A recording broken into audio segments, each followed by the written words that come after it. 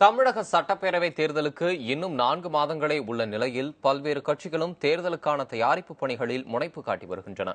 குறிப்பாக தேமுதிகவை தங்கள் கூட்டணியில் இடம்பெறச் செய்ய அரசியல் கட்சிகள் ஆர்வம் காட்டி வருகின்றன.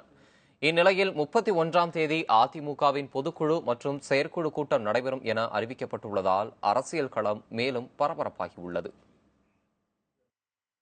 தமிழக சட்டப்பேரவைக்கு ஏப்ரல் மே மாதங்களில் தேர்தல் நடைபெறவுள்ள நிலையில் தமிழக அரசியல் களம் இப்போதே விறுவிறுப்படைய தொடங்கியுள்ளது. திமுக, பாமக மற்றும் மக்கள் நல கூட்டணி தங்களின் பலத்தை அதிகரிக்க கூட்டணி வியூகங்களை அமைத்து வருகின்றன. இந்நிலையில் பாரதிய ஜனதாவிற்கும் கூட்டணியில் சேருமாறு அழைப்பு விடுத்த திமுக மற்றும் மக்கள் நல கூட்டணிக்கு பதிலளிக்கும் விதமாக கூட்டணி குறித்து முடிவு செய்ய இன்னும் காலம் இருப்பதாக தேமுதிக தலைவர் விஜயகாந்த் தெரிவித்துள்ளார். யார் என்ன பேசுறான்னு தெரியாது. டயம் இருக்குல்ல, எதுக்கா நீங்களே சேர்ப்பீங்க, அப்புறம் நீங்களே பிரிச்சு விட்டுருக்கா போராடுவீங்க. நேரம் இருக்கு, நேரம் வரும்போது நான் கூட்டணி பத்தி நிச்சயமா உங்களை எல்லாம் கலந்து நான் சொல்லாம இருக்க மாட்டேன்.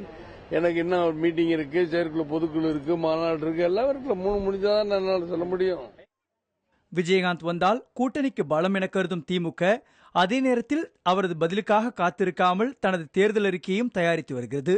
இதில் வெள்ளத்தால் பாதிக்கப்பட்டவர்களுக்கு உதவிடும் வகையில் சில திட்டங்கள் இடம்பெறும் என்று அக்கட்சியின் மாநிலங்களவை உறுப்பினர் கனிமொழி தெரிவித்துள்ளார். மக்களுடைய பிரச்சனைகள், மக்கள் வைத்திருக்கக்கூடிய கோரிக்கைகள், மக்களுக்கு தேவையான என்னென்ன விஷயங்கள் இப்பொழுது தேவையோ அத்தனையும் தேர்தல் அறிக்கையிலே நிச்சயமாக இருக்கும். ஆனால் தேர்தல் அறிக்கையில் என்னென்ன வரும் என்று நான் விரிவாக இங்கே சொல்ல முடியாத நிலையில் இருக்கிறேன். பாரதிய ஜனதா கூட்டணியில் தேமுதிக இல்லை என்று விஜயகாந்த் கூறியதாலேயே அவரை தங்கள் கூட்டணியில் இணைய அழைப்பதாக வைகோ தலைமையிலான மக்கள் நல கூட்டணியில் அங்கம் வகிக்கும் விடுதலை சிறுத்தைகள் கட்சியின் தலைவர் திருமாவளவன் விளக்கம் அளித்துள்ளார். தேமுதிக தலைவர் அவர்கள் தன்னுடைய பேட்டிகளில் நான் எந்த கூட்டணியும் இல்லை என்று சொல்ல வேண்டிய தேவையில்லை. அவர் பலமுறை அதை தெளிவுபடுத்தியிருக்கிறார். நான் இப்போது எந்த அணியிலும் இல்லை, ஒரு ஆங்கில இதழிலே பேட்டி அளித்திருக்கிறார். அதனால்தான் மக்கள் நல கூட்டணியும் அவரை போய் சந்தித்தோம். மற்ற கட்சியினரும் அவரை அணுகிக் கொண்டிருக்கிறார்கள். ஆனால் பாரதிய ஜனதா தலைவர்கள் திரும்ப திரும்ப எங்கள் கூட்டணியில் தான் இருக்கிறார்கள் என்று சொல்லுவது வேடிக்கையாக இருக்கிறது. மற்றொரு புறம் மக்கள் நல கூட்டணியோடு இணைந்து தேர்தலை சந்திக்கப் போவதில்லை என்று பாட்டாளி மக்கள் கட்சியின் நிறுவனர் ராமதாஸ் அறிவித்துள்ளார். அன்புமணி ராமதாஸை முதலமைச்சராக ஏற்றுக்கொண்டால் பாரதிய ஜனதாவுடன் கூட்டணிக்கு தயார் என்றும் அவர் தெரிவித்துள்ளார்.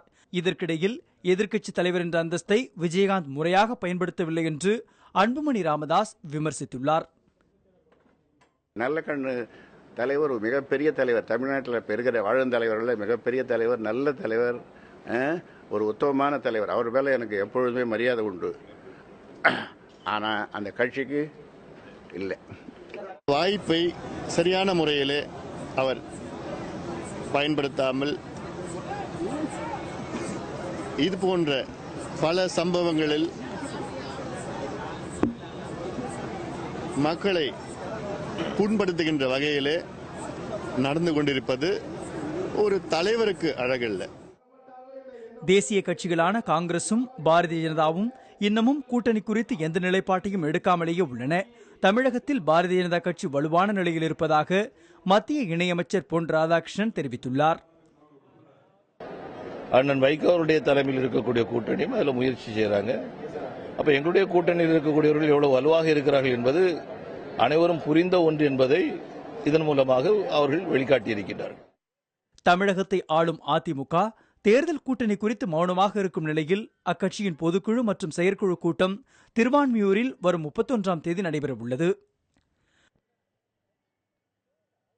2014 லோக்சபா தேர்தல் கூட பார்த்தீங்கன்னா லாஸ்ட் மினிட் வரைக்கும் அவங்க கம்யூனிஸ்ட் கூட பேசிட்டாங்க, திடீர்னு அவங்களை கழிச்சு விட்டாங்க. ஸோ அதனால் நம்ம தேர்தலுக்கான ஒரு கணக்கு, தேர்தலுக்கான ஒரு கூட்டணி அதெல்லாம் இந்த பொதுக்குழு பேசுவாங்கன்னு நம்ம எதிர்பார்க்க வேண்டாம். பட் அம்மா ஆட்சியை திரும்பி கொண்டு வருவோம், அம்மா இவ்வளோலாம் பண்ணியிருக்காங்க அப்படின்ட்டு அந்த விதத்தில் தான் இந்த பொதுக்குழு இருக்கும்.